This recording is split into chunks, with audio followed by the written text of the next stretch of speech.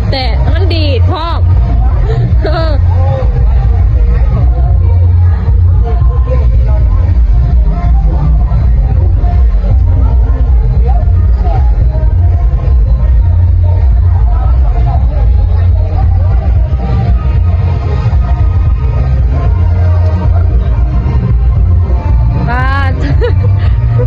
จะไปในเดือนเช้า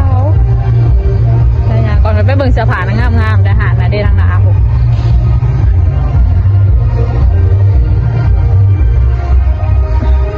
ฝนตกเนาะจะก็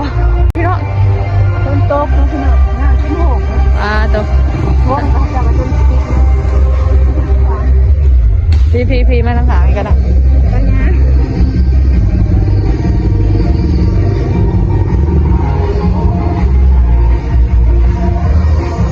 ซานี่เขาว่าห่านเขื่องนี่ค่ะนี่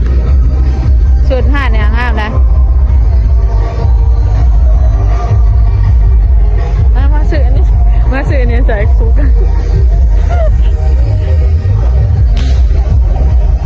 โอ้ยนั่นน่าจะเกิดนั่น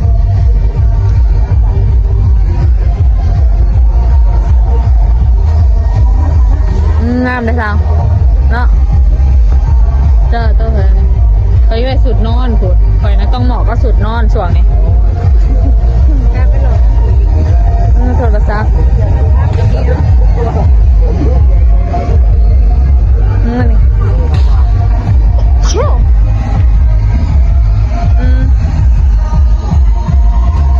สนิกกินบอกกันแล้วสนิกแซ่บได้ป้นใกล้กันได้ปะเงินบาทเท่าไหร่จะมีเงินจีบอยู่เงินกระทบบ้านกันเท่าไหร่2-30ท่านเงินอะไรนะท่านเงินบาทนะ2-30 บาท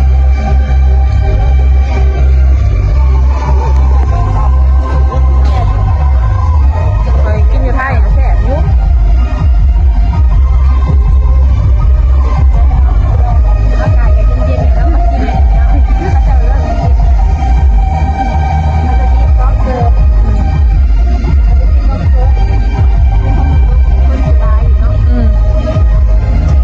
เก็บมาไว้แท้เจ้าว่ามันบ่ทันตกบ่จ้ะคนกำลังมาเลยสิเลือแรงมาไว้คงมาใจ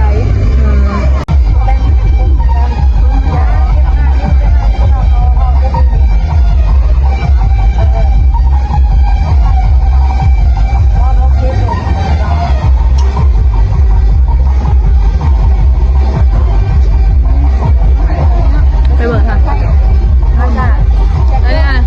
แซ่บ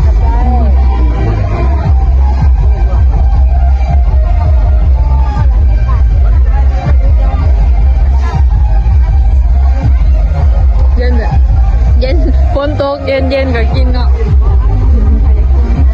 เนื้อชานิกดูสิจะซื้อแล้วเคยเห็นในตายซื้อเจ้าอยู่เฮ้ยเราระวังมือพลาดเด้อบ่ระวังพลาดเด้อ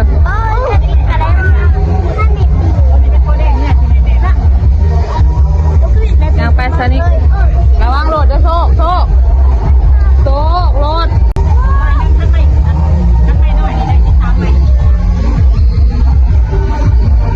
หน้าระวังโลมเลยนะ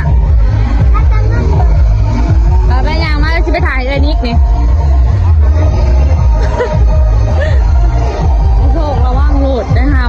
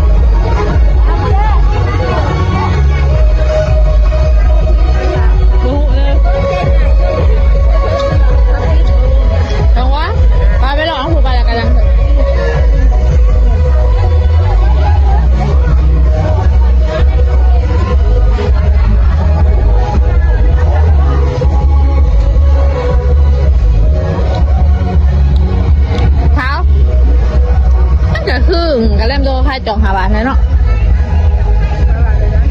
จอกตัวเวียดคายเห็นเลยตาคือเยอะมันเป็นนมๆเนาะ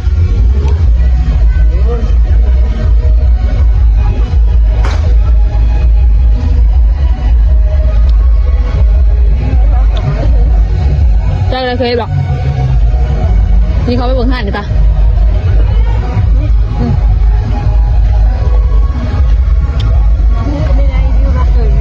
เนาะเห็นจังเวียนคนสีเอาอยู่มันที่ใหญ่หน้ามันจับมือจับซีดมาได้ดิ เหมือนควมเนาะเขาลืมทีมาแล้วเรื่องจะออกบอกสอง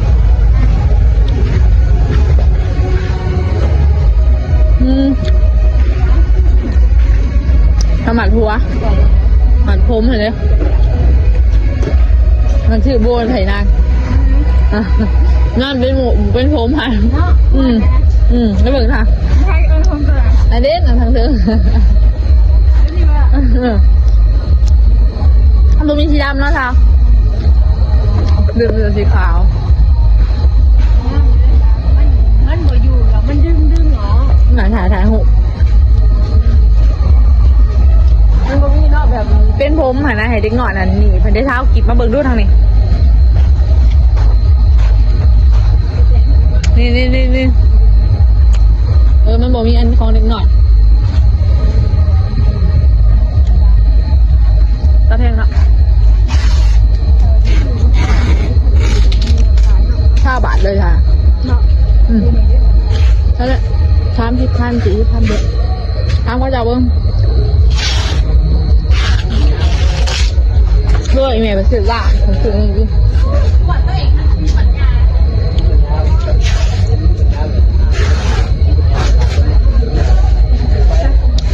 เงินจะตกระวังไหมพอมีเนาะตัวเป็นผมหายดิจะพัน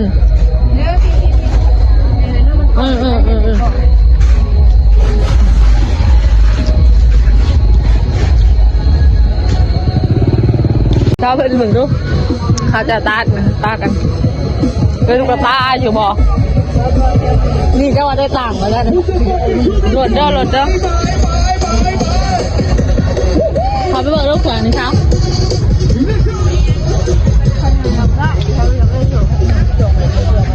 ไปอย่างละ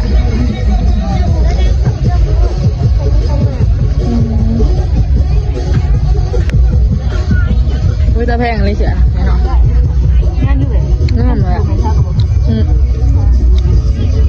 เขาเว้นจะใช้คาบานเนาะเจ้าหนุ่มคาบ้านแหละเจ้าตัวน้อยๆหนุ่มคาบ้านหรือเจ้าหนุ่มเสือแบบพวกอะไรเงี้ยคืออะไรแต่มันออกงานก่อนไม่ใช่นะถ้ากับย่าปั่นเขา